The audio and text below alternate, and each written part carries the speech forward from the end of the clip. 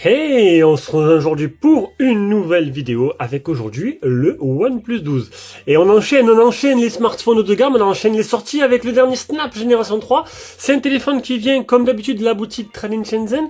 Je vous mettrai un lien d'achat en dessous de la description. Pour ceux qui suivent la chaîne, vous avez pu voir déjà le déballage et la première prise en main. Le tarif, c'est je crois que c'est 700 et quelques euros pour le modèle de base. De toute façon, vous passez par le lien. Vous avez 3 modèles différents, je crois, avec 3 versions de stockage différentes. Sinon, tu peux t'abonner, tu peux mettre un petit pouce bleu, un petit commentaire et un petit don sur Tipeee ou directement pour le bouton rejoindre si tu aimes mon travail.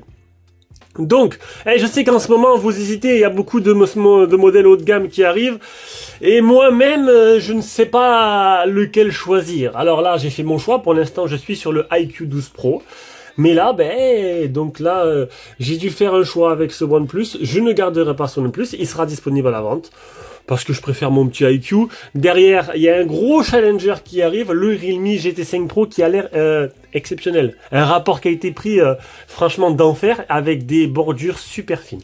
Mais ça, c'est une autre vidéo, ça arrivera bientôt. Là, on passe au OnePlus 12 et c'est de suite.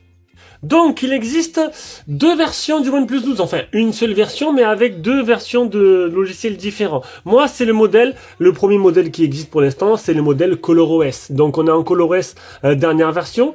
Donc, on est sur ColorOS 14 avec Android 14.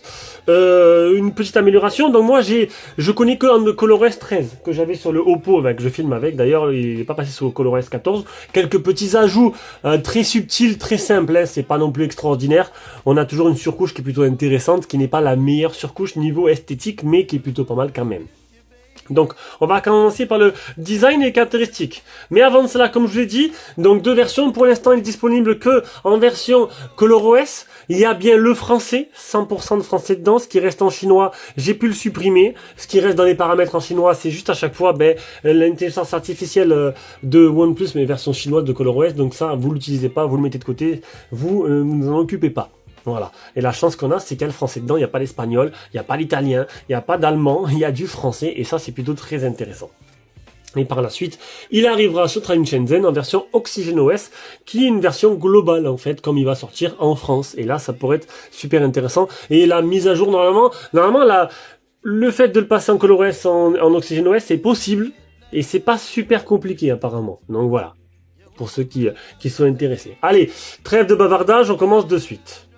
Au niveau des caractéristiques et le design, 75,8 sur 164,3 sur 9,1 mm d'épaisseur. Alors à titre de comparatif, pour ceux qui aiment le côté comme moi, design assez fin du téléphone, mon iQOO 12 a 8,6 mm d'épaisseur, le Vivo X100 9 mm d'épaisseur, et là le Oppo X7 Pro qui arrive ultra même, 9,5, ça commence à devenir un peu plus épais. Donc là 9,1 c'est plutôt correct, voilà. 220 grammes sur la balance, 90% ce que prend l'écran par rapport à la surface totale du téléphone. On voit qu'il y a des bordures qui sont similaires à ce qu'on peut voir sur iQOO et Vivo. Voilà, pour ceux qui veulent voir, regardez un peu les premières images du Realme qui arrivent. Les bordures sont super fines. Il y a 92% de surface d'écran. Ça va être intéressant. Le téléphone est certifié IP65. Alors là, c'est un peu dommage. On est sur du haut de gamme. On est sur un téléphone qui est assez cher. Ils sont tous IP68, même le iQOO 12 Pro. Mais là, il est seulement IP65. Bon, voilà. Donc, n'allez pas vous baigner avec, ça ne fonctionnera pas.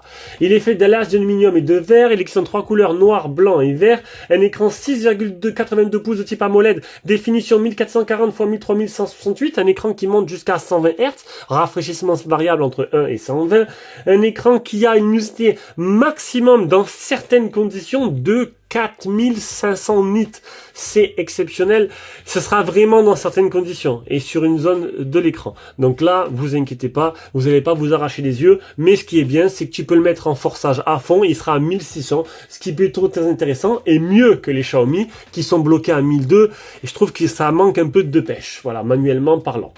Le tout est protégé par un film plus un Gorilla Glass Victus 2. Voilà, je pense que l'écran, vous aurez compris, on est sur du très très bon écran.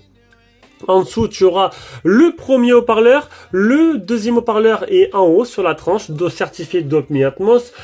À l'avant, tu auras un appareil photo selfie de 32 mégapixels Animix 615 de chez Sony avec une reconnaissance faciale qui marche très bien, même avec mes lunettes actuellement. Le capteur d'empreinte qui est, hop, un peu haut je trouve. Regardez comme il est vachement haut, j'aurais préféré qu'il soit ici. Il est vachement haut, un capteur d'empreinte qui marche très bien, capteur d'empreinte qui marche très bien, qui est plutôt rapide là-dessus, il n'y a rien à dire. Le tout est animé par le dernier Snap, bien sûr, le Snap Plus Génération 3 avec un Adreno 750. On va penser, alors en bas on aura le port de carte SIM comme d'habitude, 2 nano SIM, le port type C sur le côté gauche, on aura le slider, ça c'est plutôt très intéressant. Alors c'est plus réservé qu'à OnePlus, je sais plus quelle marque a copié ça. Il n'y a pas longtemps je l'ai fait d'ailleurs, je sais plus, j'ai oublié, je sais plus, c'est Nubia je crois. À force. Donc le slider chez OnePlus c'est très simple, 3 positions, en sonnerie, vibreur ou silencieux. Très pratique. Au-dessus, le port IRC qui fait office de télécommande avec l'application dédiée, que vous pourrez prendre sur le Play Store sinon. Le bouton Power, le bouton Volume plus moins. Et à l'arrière, une coque plutôt simple, logo OnePlus, et une coque vraiment simple. Donc là, c'est du blanc nacré. L'objectif photo circulaire avec ses triples appareils photo. Le principal 48 mégapixels Sony, un Litia T808 ouverture 1.6. Grand angle qui fait macro 48 mégapixels, un IMX 582 chez Sony ouverture 2.2. Et le dernier, j'ai perdu, le téléobjectif qui fait aussi portrait 64 mégapixels, un OV64B. Pour être plus complet possible, un zoom optique x3, un zoom hybride x6, un zoom digital x120. Au niveau des bandes 4G, parce qu'on me demande souvent, alors il est full 5G, et pour les bandes 4G, il manquera que la B28B. Donc B28B, attendez, je vais fermer les volets, il y a quelques petits... Voilà, en direct. B28B, c'est que pour Bouygues et Free. Bouygues l'utilise pas trop, Free l'utilise quand même, hein, là-dessus. Le Bluetooth 5.4. La batterie 5400 mAh, recharge rapide 100 watts, recharge sans fil 50 watts et recharge inversée. Alors rapidement, l'écran, il n'y a rien à dire, un écran superbe, un écran magnifique qui s'améliore au fil des modèles. Là, c'est la course à la surenchère, à celui-là qui aura la luminosité maximale la plus élevée. Mais bon, bien sûr, ce sera pas sur tout l'écran et surtout pas dans toutes les conditions. Ce sera pas manuellement possible d'ailleurs. Là, on est sur 1006 en mode manuel, mais un écran superbe, agréable, magnifique. Des bordures qui ne sont pas des plus fines qu'on ait pu voir sur les téléphones. Mais bon, voilà. L'ensemble du design est plutôt du classique, j'ai envie de te dire. La partie logicielle, donc comme je t'ai dit, tu es sur ColorOS, donc ColorOS en version Chine, avec le français, et ça c'est plutôt très intéressant parce que on est un peu privilégié, parce que quand tu vas dans les langues, comme je te l'ai dit tout à l'heure, quand tu vas dans les langues, parce qu'au début, ils n'avaient pas marqué qu'il y avait le français, ils avaient marqué qu'il y avait anglais, chinois seulement, ils me croyaient pas, j'ai dû faire une capture d'écran, on peut voir qu'il y a que des langues un peu exotiques, et en fait le français est là-dedans, tant mieux, c'est tant mieux, parce qu'on est un peu privilégié, ça te permettra de pouvoir l'acheter, d'avoir le français. Sinon, ben, tout tourne très bien, tout est bien optimisé. Il y en a qui m'ont préféré OxygenOS, donc attendez que la version OxygenOS sort, et puis vous pouvez toujours le flasher pour mettre directement en OxygenOS. Allez, on passe aux captures d'écran.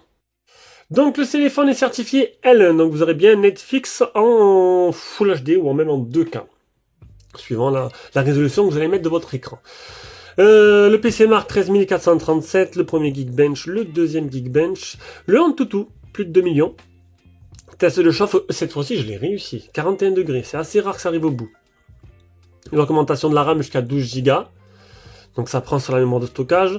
Navigation, gesture ou bouton, la boule d'assistance et le petit rond, en fonction de combien de fois vous allez appuyer dessus, désolé j'ai du mal là, vous allez appuyer dessus, ça fait des raccourcis en fait par rapport aux applications ou des actions. Les gestes sur écran éteint, donc ça c'est simple, double tap pour l'allumer, pour l'éteindre, plus d'autres options, geste main levée, geste et mouvement, le mode une seule main, les captures d'écran, les fonctionnalités spéciales, donc vue scindée, fenêtre flexible, lancement rapide, barre latérale intelligente, le mode simple, le mode conduite, le réglage du mode sombre, un peu avec pas mal de petites options dedans, le mode d'écran couleur, moi j'ai mis sur vif, j'aime bien quand c'est pas naturel, quand ça pète, le confort des yeux et du sommeil, la résolution de l'écran, donc moi ça a été fait en mode standard, et vous pouvez mettre intelligent, ce qui est assez rare, d'habitude c'est ou standard ou 2K. La fréquence d'image en automatique de 1 à 120 ou 60 ou 120 si vous voulez rester qu'en 120. Le mode d'écran d'accueil standard au tiroir. Bien sûr une suite de personnalisation, ça c'est du classique. Et les appels Wi-Fi. On arrive à l'autonomie, donc c'est une batterie de 5400 mAh, ce qui est plutôt très généreux. Donc sur une journée type de 13h19, 8 minutes d'appel, 3h11 écran allumé, j'ai utilisé 41%. Il me restait 59% d'autonomie, ce qui est plutôt dans le panier haut de ce que j'ai pu faire ces derniers temps, comme modèle. Il est très bon. Il est très bon en autonomie. Ça fait plus de 2 jours d'autonomie. On est loin des 60% utilisés, ce qui est plutôt l'inverse avec le Vivo X100, mais qui avait du Mediatek, et c'est peut-être pour ça à mon avis. Le SafetyNet, il est passé. Il n'était pas bon, suite à une mise à jour, il est passé, donc là-dessus, il n'y a pas de problème. Et on arrive au GPS test, 54 satellites fixés sur 68, 3 mètres de marge. Donc on passe à la partie photo. Donc tu as un mode pro, tu as un mode vidéo qui te permet de filmer maximum jusqu'en 8K 24 fps. Voilà, tu as le mode HDR ici, vidéo HDR. Tu as le mode photo, tu as le mode portrait. Alors dans le mode photo, je vais te montrer les options. Donc ici tu as le paramètre d'exposition variable. Donc c'est plutôt, on peut choisir, c'est plutôt pas mal. Ici tu as un mode action. On descend les paramètres, donc là le ratio d'écran, le minuteur, HD Roto et les réglages. Alors comme d'habitude, je fais l'effort de te montrer un peu tranquillement tous les réglages de l'appareil photo parce que ça peut intéresser du monde. J'essaie d'être le plus complet possible. Voilà, on peut voir que franchement il est 100% français. Là-dessus, il n'y a pas de problème. Voilà. On continue avec le mode plus, tu auras le mode nuit, le mode haute résolution, panoramique, film ralenti, timelapse, pause longue, dual view vidéo, stickers, photos d'identité, scan texte, inclinaison et X-Pan. Donc maintenant je te mets toutes les photos et vidéos que j'ai prises directement dans la suite de cette vidéo. Et si tu veux explorer un peu plus les photos en taille réelle, tu les auras dans un lien Google Drive dans la description de cette vidéo.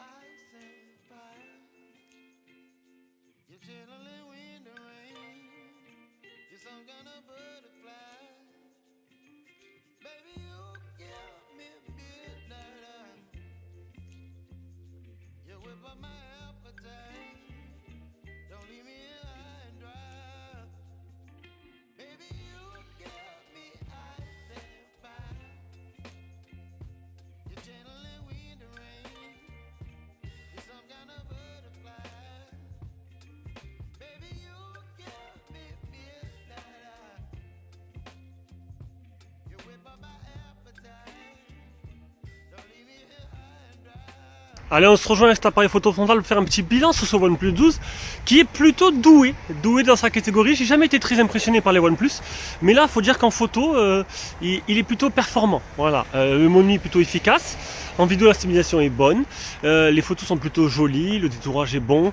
Non, franchement, il est plutôt doué et ça, c'est plutôt pas mal. Pour la macro aussi, c'est du tout bon, franchement très bon objectif macro, très bonne qualité. Et par contre, j'étais assez déçu de ne pas avoir de super macro comme j'ai pu voir sur les derniers Vivo, les Xiaomi et tout. Pas de super macro pour ce OnePlus 12. Super macro qui a apporté vraiment une petite touche vraiment magnifique, qui met vraiment en valeur les photos. Et j'ai trouvé ça vraiment exceptionnel. Et surtout quand c'est bien géré. Il n'y a pas de super macro dessus, bon ben tant pis.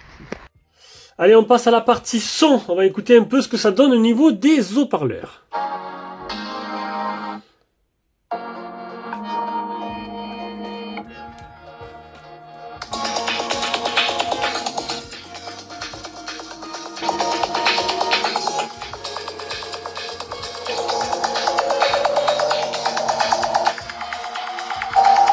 Alors là, le décalage est assez flagrant. Le parleur du bas est largement plus puissant que le parleur du haut. D'ailleurs, on n'entend que celui-là du bas. Et t'as vu, quand je push l'aération du bas, t'entends très peu le parleur du haut. Donc ça, il y a un gros décalage entre les deux. Je dirais même du 70-30 à peu près à vue d'oreille comme ça. Voilà, j'ai inventé un truc. Bon, voilà. On arrive à la conclusion de ce test. Donc, un OnePlus 12. Alors, OnePlus 12... bah, à vous de voir après. À vous de voir, si vous êtes une fan de la marque.